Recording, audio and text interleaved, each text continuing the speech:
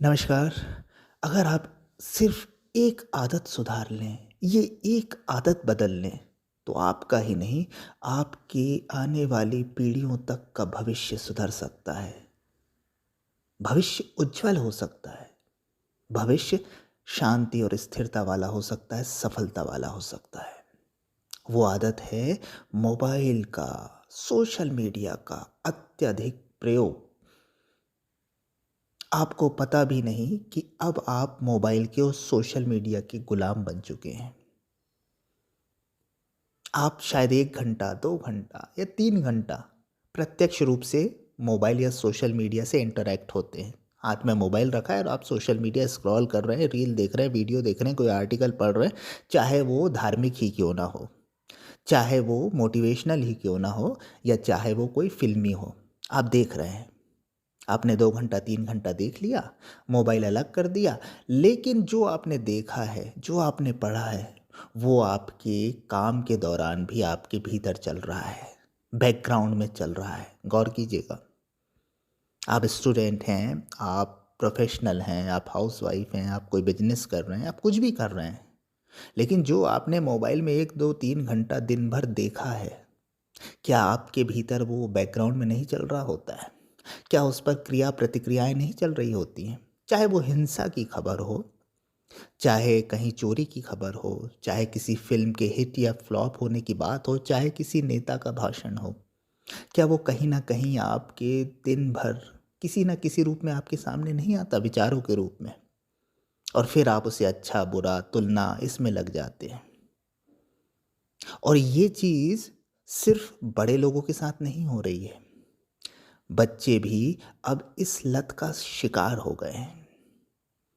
Mobile प्रयोग किया, रख दिया, लेकिन उसमें जो देखा, जो सुना, जो चीज़ें सामने आई, वो दिन भर हमारे जीवन को उलझाए रखती है, मन को उलझाए रखती है। और कारण इसके कारण आपका जो मन है, जो आपका मेंटल पीस है, वो बाधित होने लगा है। अब आपका मन एक जगह ठहरता नहीं है, रुकता नहीं है। जैसे रील बदलती है ना, 1 मिनट 1.5 मिनट में आपने स्क्रॉल किया, अभी कॉमेडी देख रहे थे, अब शायद फाइटिंग से रिलेटेड आ गई, अब किसी का भाषण आ गया, अब किसी का प्रवचन आ गया, अब फिर किसी का रोना आ गया, अब किसी का हंसना आ गया। तो एक एक 1.5 मिनट में जब हमारी रील बदलती है, तो मन में भी एक पैटर्न बन जाता है। वो भी एक एक 1.5 मिनट से ज़्यादा किसी एक इमोशन पे नहीं टिकता। कभी रोने का विचार आया, कभी हंसने का विचार आया, कभी ये करने का विचार आया, कभी वो करने का विचार आया।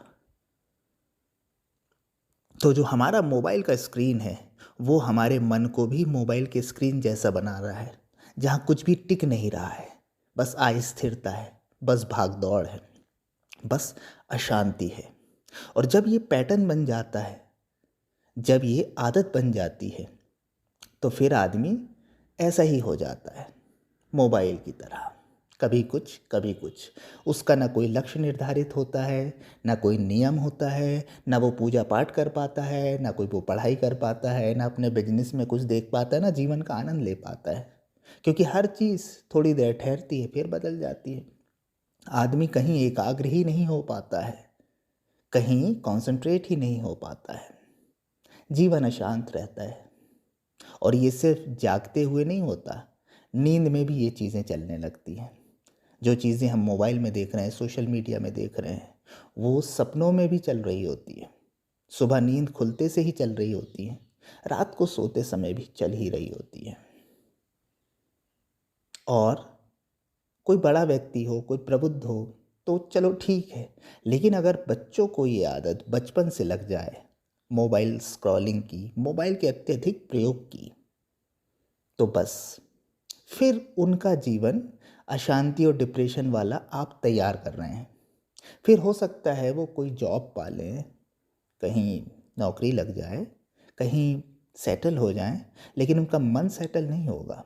ये अशांति, ये पीड़ा उन्हें हर तरफ, हर जगह काटती रहेगी, उन्हें भगाते रहेगी, वो शांत नहीं होंगे।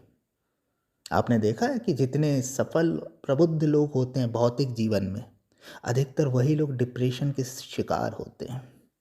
कारण ये है कि उन्होंने अपने मेंटल स्टेटस को, मेंटल पीस को ध्यान में ही नहीं रखा है। जो आया करते गए हैं, जो आया उसमें उलझते रहे हैं। तो आज हो सकता है पैसा हो, पर शांति नहीं होती। और आज की शांति का सबसे बड़ा बाधक अगर कोई है तो हाथ में रखा आपका ये डिवाइस है, आंखों के सामने चल रहा है ये स्क्रीन है। और ये बात भी सच है कि आप इस बात को भी इस स्क्रीन पर, सोशल मीडिया पर, मोबाइल पर ही सुन रहे हैं। ये बात भी सच है। और ये बात जो आप सुन रहे हैं शायद ये भी आपके बैकग्राउंड में घूमे, दिन भर घूमे, कल भी घूमे और फिर भूल जाए। तो ऐसे ही दिन भर हम जो मोबाइल में सुनते हैं, देखते हैं, वो हमारे बैकग्राउंड में चल रहा होता है। कितनी गहराई से हमने सुना, ये आधार होगा कि वो कितने दिनों तक घूमेगा, लेकिन घूमेगा ज़रूर। जैसे कोई व्यक्ति खाना खा रहा है, अब चाहे वो फलों को भी खा रहा है, चाहे वो पाव भाजी खा रहा है, चाहे वो फास्ट फूड खा रहा है, पर वो खा रहा है तो उसका पेट भर रहा है। और एक समय के बाद चाहे आप अच्छा खाएं या बुरा खाएं, आपके डाइजेशन के लिए घातक हो जाएगा। ओवर ईटिंग के आप शिकार हो जाएंगे। तो वैसे ही आप मोबाइल में क्या देखते हैं, अच्छा या बुरा, अब ये महत्व का नहीं रह जाता। वो कहीं ना कहीं आपके मन का बोझ बनने लगता है, आपकी मन को अशांत करने लगता है, मन के डाइजेशन को खराब करने लगता है। आपको पता है, जितने भी सफल लोग होते हैं, आप सफल लोगों के जीवन को देखिएगा, चाहे वो सेलिब्रिटी हों, चाहे वो खिलाड़ी हों, चाहे राजनेता हों, वो स्वयं सोशल मीडिया का कम से कम प्रयोग करते हैं, स्वयं मोबाइल का लिमिटेड प्रयोग करते हैं। उनकी टीम मोबाइल का प्रयोग करती है सोशल मीडिया में, पोस्ट डालने में, वीडियो डालने में, रिप्लाई करने में टीम बनी होती है। वो स्वयं नहीं कर रहे होते, वो स्वयं बैठ के मोबाइल को स्क्रॉल नहीं कर रहे होते, करते भी हैं तो लिमिटेड। उनकी एक टीम होती है, उनका कोई एक सेक्रेटरी होता है जो उनके बिहाफ में, उनके रिप्रेजेंटेटिव के रूप में उनके मोबाइल को, उनकी सोशल मीडिया हैंडल को ऑपरेट कर रहा होता है।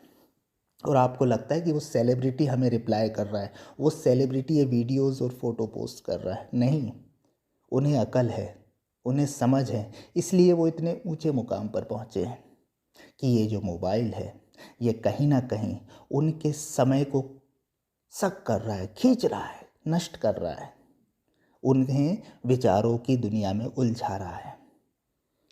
इसलिए वो अपने काम से काम रखते हैं।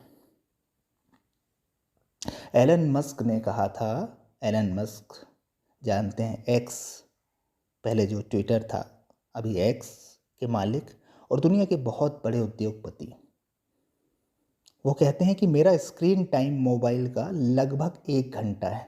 यानी 24 घंटे में वो टोटल ओवरऑल सिर्फ 1 घंटा मोबाइल का प्रयोग करते हैं।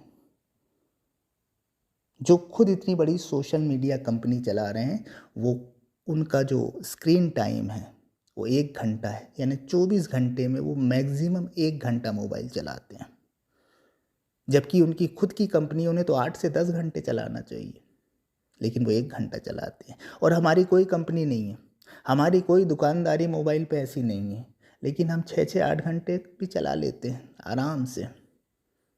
हमें लगता है जीवन में बहुत कुछ है, शांति मिल रही है। नहीं, आपकी शांति भंग हो रही है सोशल मीडिया पर, मोबाइल पर। इसका उपयोग करें।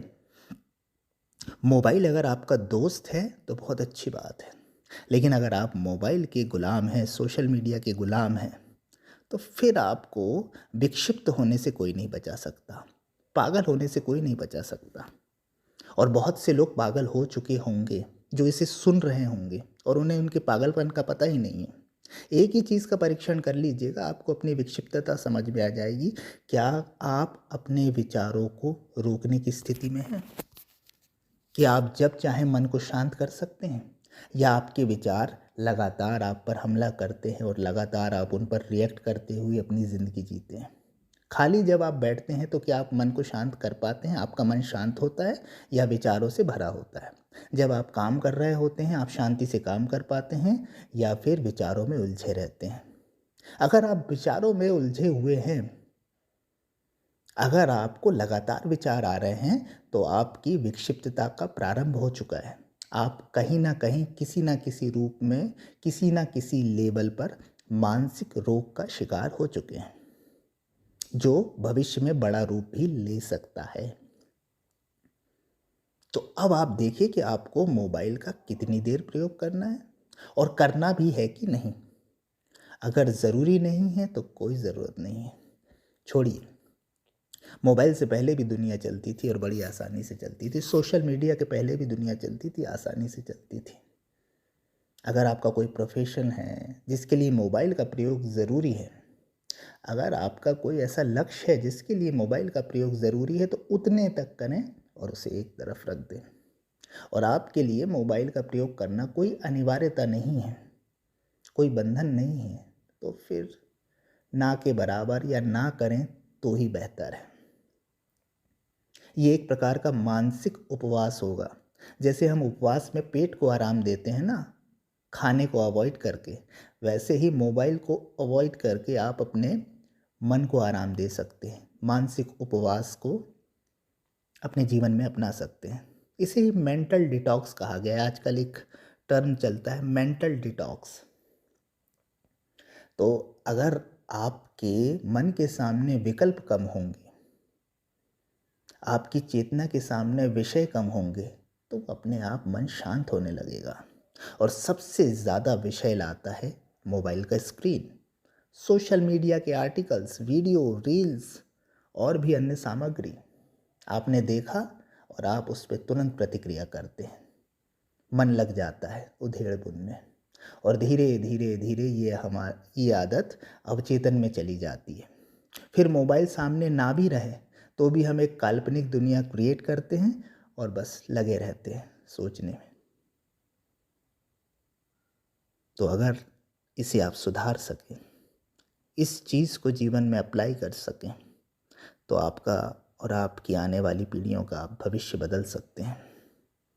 अगर आप में ये आदत नहीं है, अगर आप मोबाइल में उलझे हुए हैं, तो आप आधा एक घंटा ध्यान भी कर लेंगे तो कोई आपका फ़ायदा नहीं होगा। 1 घंटा ध्यान करके आपने मन को शांत कर लिया, स्थिर कर लिया, लेकिन 3-4 घंटे मोबाइल चलाकर फिर आप उस अशांति को वापस ले आएंगे। यानी जहाँ से चले थे फिर वहीं पहुँच जाएंगे। हासिल आया शून्य। तो ध्यान में भी रहिए, लेकिन जो ध्यान को प्रभावित करती है मोबाइल, सोशल मीडिया, उसका लिमिटेड प्रयोग करें।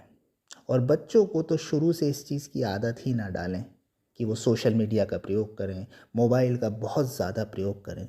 अभी जितनी भी कंट्रीज़ हैं, अभी ऑस्ट्रेलिया ने भी शायद 16 साल से कम बच्चों के सोशल मीडिया के यूज़ पर पाबंदी लगा दी है। और भविष्य में हो सकता है सरकारें और जनप्रतिनिधि इस खतरे को देखकर इस ओर आगे आएंगे और शायद बच्चों के मोबाइल पर और सोशल मीडिया के यूज़ पर कोई रिस्ट्रिक्शन लाएंगे। लेकिन जब कोई चीज़ कानून बन के आए, उससे पहले अगर हम नियम बना लें तो बड़ी आसानी से इम्प्लीमेंट हो सकता है। तो आप अपनी मेंटल हेल्थ को, अपने बच्चों की मेंटल हेल्थ को अगर ठीक रखना चाहते हैं, तो कृपया मोबाइल और सोशल मीडिया का सीमित और समुचित प्रयोग करें। ज़रूरी ना हो तो ना करें। ये एक आदत बदलकर आप कई प्रकार के मनोरोगों से खुद की भी रक्षा कर सकते हैं, आने वाली पीढ़ियों की भी रक्षा कर सकते हैं, और वर्तमान में जो आप और आपके आसपास लोग हैं उनका भी भविष्य उज्जवल कर सकते हैं। धन्यवाद।